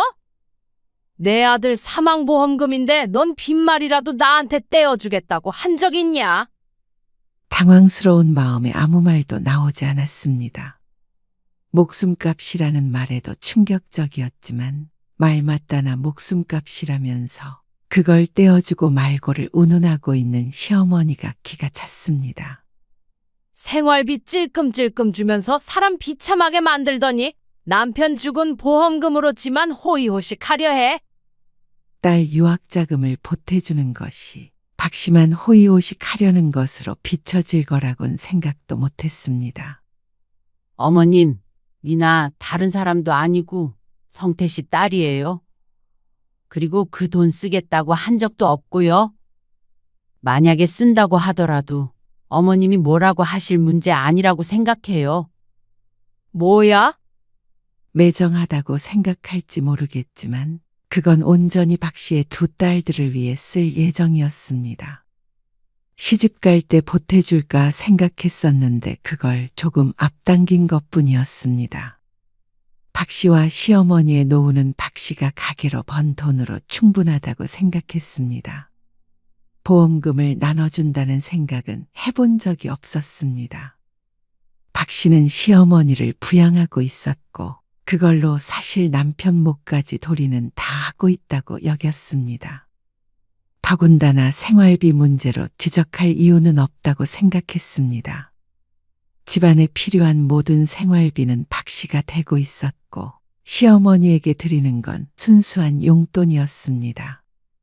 그리고 그게 부족하지도 않겠지만 부족하다면 나머지 자식들을 원망해야지 박 씨에게 언성 높일 문제는 결코 아니었죠. 시어머니의 말은 모순투성이었습니다. 하지만 늘 그랬듯 시어머니에게 모든 원흉은 박 씨였죠. 어쩜 성태 죽었다고 이렇게 시엄마를 무시할 수가 있냐? 돈에 눈이 멀어서 보이는 게 없지. 할머니, 넌 끼어들지 마. 공부하려거든 네가 벌어서 해. 내 아들 목숨값 건들지 말고. 네 엄마가 어떤 사람인 줄 아냐? 네 아빠, 네 엄마가 잡아먹은 거야. 어머님, 박 씨는 두 귀를 의심했습니다. 손녀딸까지 있는 앞에서 어떻게 그런 말을 할 수 있는지 박 씨의 상식으로는 도저히 이해가 되지 않았습니다. 혹시나 박 씨의 집에 들어온 것이 보험금 때문인지 의심마저 되었습니다. 하지만 박 씨가 봤던 눈물이 거짓이라고 생각하고 싶지는 않았습니다. 딸은 돌아갔고 시어머니와 진지한 대화를 나누기 위해 앉았습니다. 유학은 어찌 됐건 간에 보내줄 거예요. 니나 아빠도 그걸 원할 거고요. 보험금이 아니더라도 그동안 모아둔 돈으로요. 그동안 모아둔 돈이라는 게 내 아들이 피땀 흘려 번 돈이잖아. 아니냐? 그걸 자식한테 쓰겠다는데 왜 그러시는 건데요? 도대체 말이 통하지 않았습니다. 왜 갑자기 생트집을 잡는 것인지 몰랐습니다. 아니, 갑자기가 아니었습니다. 원래 시어머니는 그런 사람이었습니다. 아들이 죽고 잠시나마 잠잠해졌던 것이었죠. 하지만 옛날에 순종적이던 그 며느리가 아니었습니다. 시어머니가 반대할 문제도 아니었습니다. 그래서 박 씨의 큰딸은 몇 달 뒤 미국으로 유학을 떠나게 되었습니다. 가서 아르바이트를 한다고는 하지만 그래도 꽤나 돈이 들 것으로 생각이 됐습니다. 그리고 그날 이후로 시어머니는 삐뚤어졌습니다. 아니, 그런 귀여운 표현은 맞지 않았습니다. 옛날에 그 시어머니로 돌아왔죠. 새언니, 아무리 그래도 엄마한테 너무한 거 아니에요? 네? 그게 무슨 말씀이세요? 엄마를 그렇게 구박하신다면서요? 오빠 없다고 그러는 거 아니에요. 구박한 적 없어요. 밥도 제때 안 차려주고 집안일만 시킨다면서요. 뭐라고요? 시어머니가 식모도 아닌데 그런 일이 있을 리가 없었습니다. 밥이야 설령 안 차려준다고 하더라도 냉장고 문을 걸어 잠근 것도 아닌데 말도 안 되는 소리였죠. 집안일은 애초에 시킨 적도 없었습니다. 시킨다고 할 사람도 아니었습니다. 동서. 내가 짐을 떠넘긴 것 같아서 미안하긴 한데 어머님 모시고 갔으면 그래도 책임은 동서한테 있는 거잖아. 네? 큰동서도 뜬금없는 전화를 해서 박 씨를 나무랐습니다. 그렇다고 내가 어머님한테 소홀하네 어쩌네. 뒤에서 말 만드는 건 좀 그렇지 않아? 제가 언제요? 어머님이 그러시던데. 자식들한테도 버림받고 며느리한테도 버림받았다고. 어처구니가 없어서 말을 안 하고 있는데 큰동서가 말을 이었습니다. 그리고 보험금도 말이야. 양심이 있으면 어머님한테도 좀 드려야지. 그렇게 오래 같이 살면서 뒷바라지 했는데 그걸 홀랑 가지고 입 닦아버리는 건 무슨 경우야?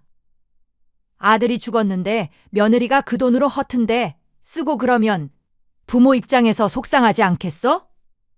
시어머니가 무슨 말을 어떻게 하고 다니는지 모르겠지만 어쨌거나 남편의 형제들 사이에서는 박 씨가 천하의 나쁜 년이 된 것은 확실해 보였습니다. 아니, 그렇게 어머님 걱정되시면 모시고 가세요. 그리고 박 씨의 한마디에 큰동서는 무슨 버튼이라도 눌린 사람처럼 화를 냈죠. 뭐? 무슨 말을 그렇게 해? 어머님이 제 발로 나가신 거야? 어머님 모시고 산다고 유세야? 다들 하나같이 웃기지도 않았습니다. 지금 이 상황이 정상적이라고 생각하는 것인지, 자식이 셋이나 남았는데 사별한 며느리 집에서 같이 사는 게 당연하다고 여기는 모양이었습니다. 아니면 그저 외면하고 싶은 것일 수도 있었죠. 거기까지는 그래도 참을 수 있었습니다. 시어머니가 이러는 것이 한두 번도 아니었습니다. 남편과 박 씨의 사이를 이간질 한 적도 여러 번이었죠. 박 씨는 반응하지 않았습니다. 저 오늘 예약 손님이 많아서 늦어요. 저녁밥은 누가 차려? 어머님 먼저 드세요. 시애미를 굶겨 죽여라. 어? 남편도 잡아먹고 시애미도 잡아먹고 다 잡아먹어라. 박 씨가 시어머니를 잠시 응시했습니다. 그리고 속으로 수없이 심호흡을 했습니다. 시어머니가 아들을 잃고 슬퍼서 그러는 거겠지. 이러다 말겠지.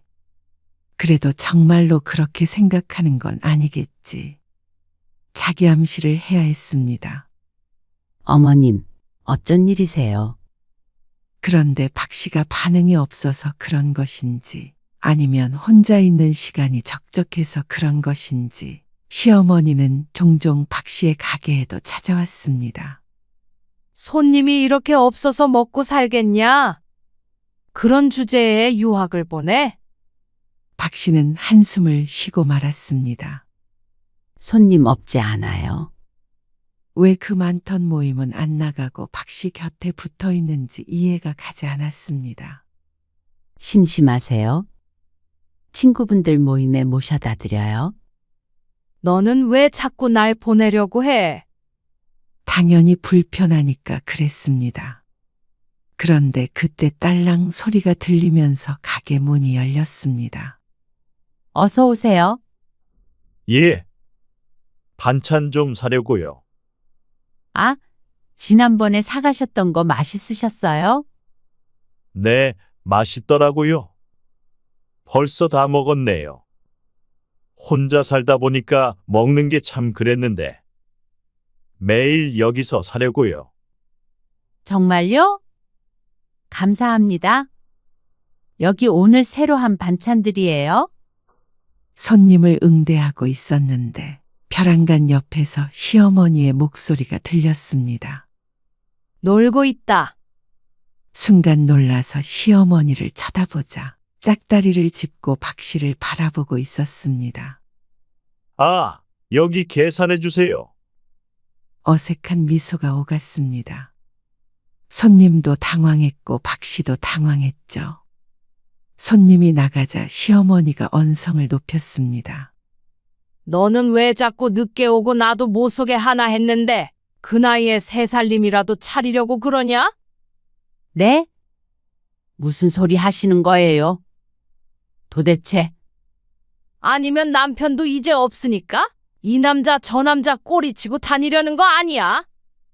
어머님, 정말로 들어줄 수가 없는 수준의 폭언이었습니다. 저 지금 일하는 중이니까 이만 돌아가 주세요. 왜? 또 다른 놈이랑 만나기로 했어? 박 씨는 시어머니가 치매에 걸린 게 아닐까 하는 의심이 들었습니다. 그게 아니고서야 이런 말을 아무렇지도 않게 내뱉을 수가 없었습니다. 그래서 신우이에게 말의 검사를 받게 했지만 너무나도 멀쩡했죠. 이게 시애미를 정신 나간 사람을 만들어. 시어머니의 화만 돋우었을 뿐이었습니다.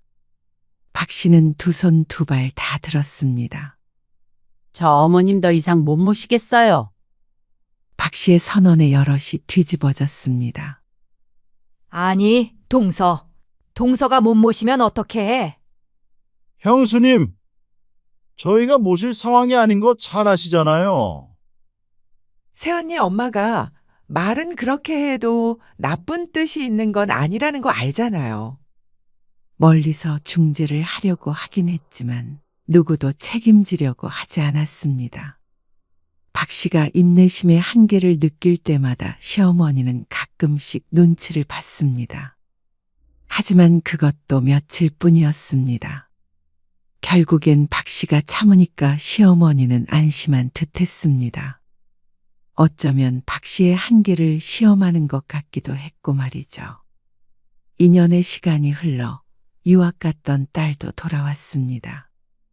제사상 차려야 되니까 퇴근 빨리 해라. 남편의 제삿날이었습니다. 아침부터 시어머니의 기분은 저조해 보였습니다. 저 오늘 아무리 빨리 퇴근해도 6시 반일 것 같아요. 뭐?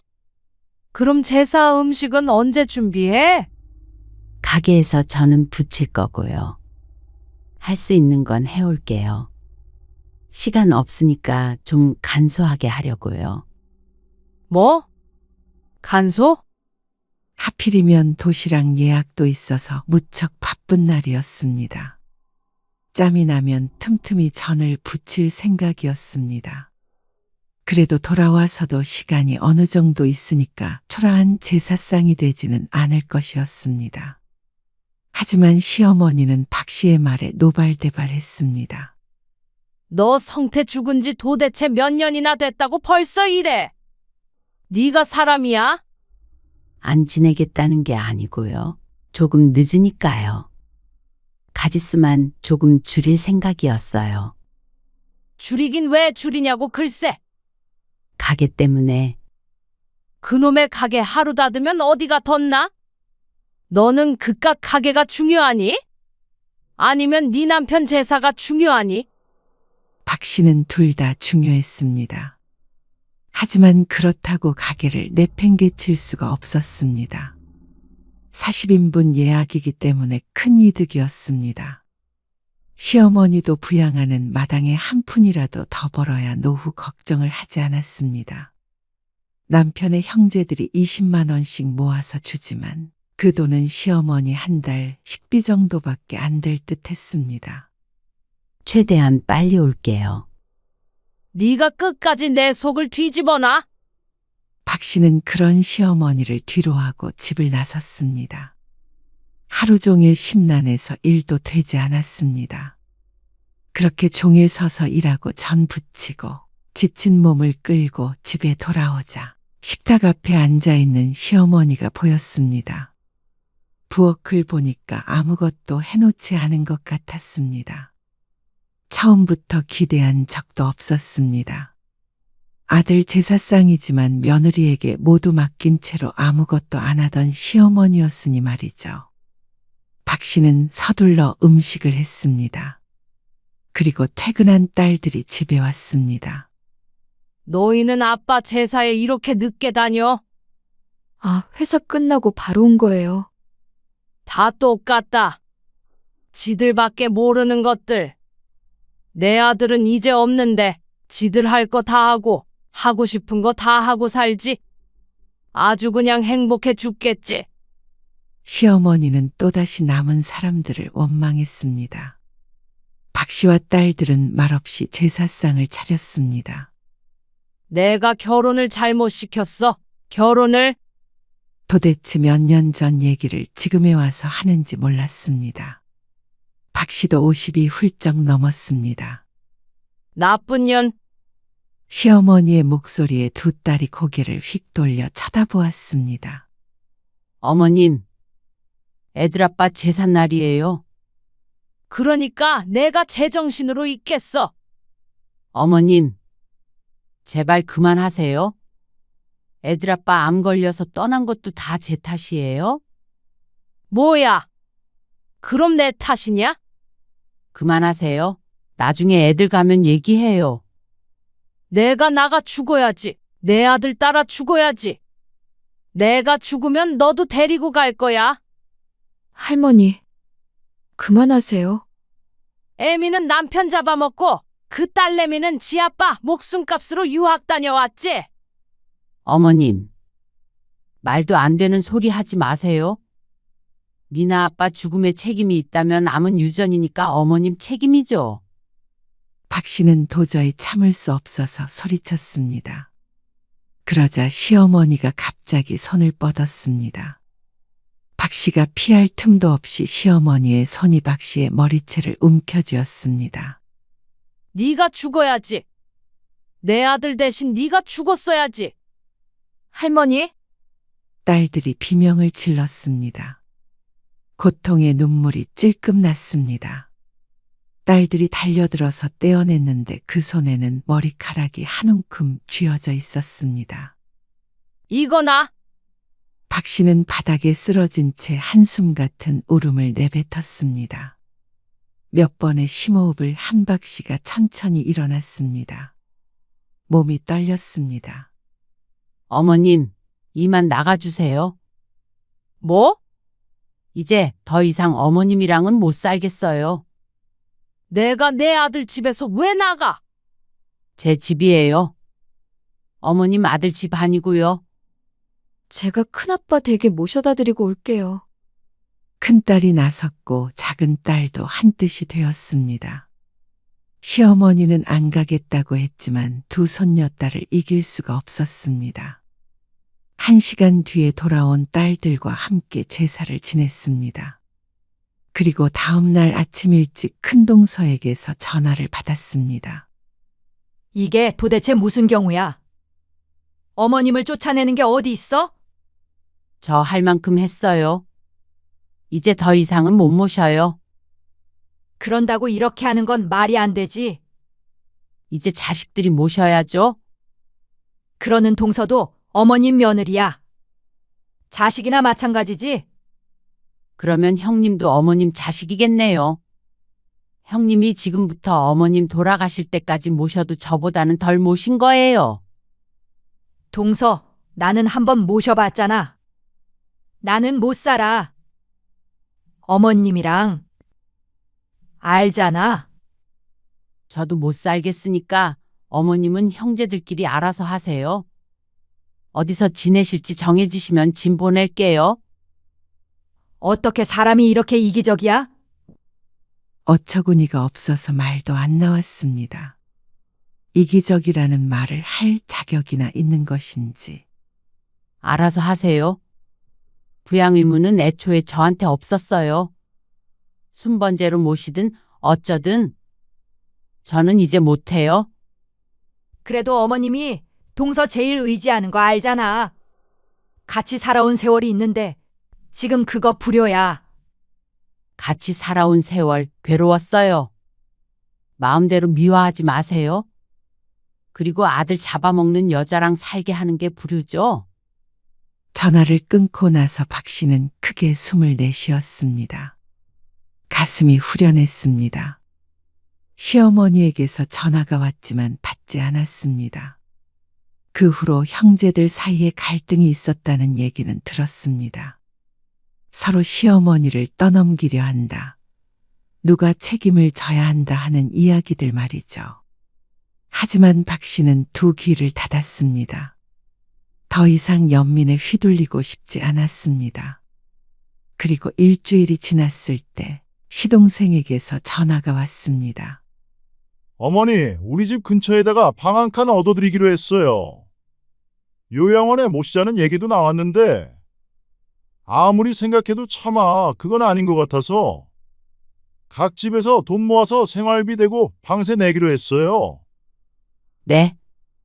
알았어요.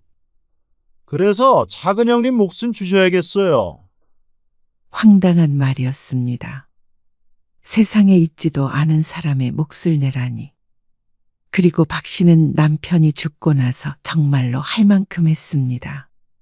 남들이었다면 외면했을 일인데 말이죠. 그건 작은 형님 직접 찾아가서 말씀하세요. 뭐라고요? 박 씨는 전화를 끊었습니다. 매정하다느니 천인공노할 짓이라느니 그런 메시지가 들어왔지만 읽지 않았습니다. 이제는 지쳤습니다. 이만 내려놓을 때도 됐지 않았나 싶었습니다. 남편이 나중에 원망을 해도 어쩔 수 없다고 생각했습니다. 그리고 한두 달쯤 지난 어느 날 시어머니에게서 연락이 왔습니다.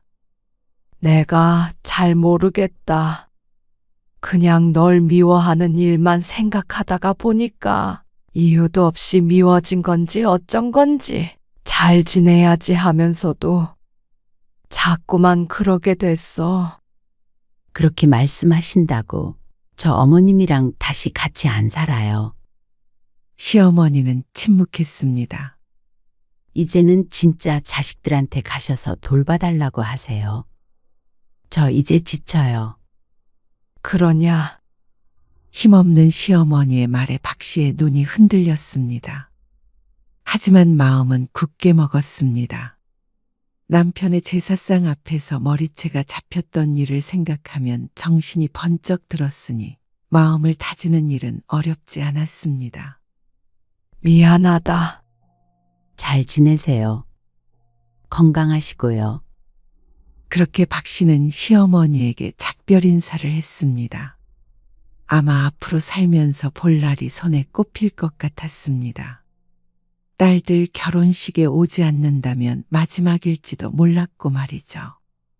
하지만 박 씨는 다 잊고 살고 싶었습니다. 그렇지 않으면 살아갈 수가 없을 것 같았습니다. 당신도 이 정도는 이해해 주겠지. 평생 시어머니 구박을 받으며 살게 했던 남편이었으니 나중에 만나더라도 할 말이 없을 거라고 생각했습니다. 박 씨는 시집 식구들의 전화번호를 차단했습니다. 이제는 자신과 두 딸만 생각하며 살기로 했습니다. 모든 것은 가슴 한구석에 밀어두었습니다.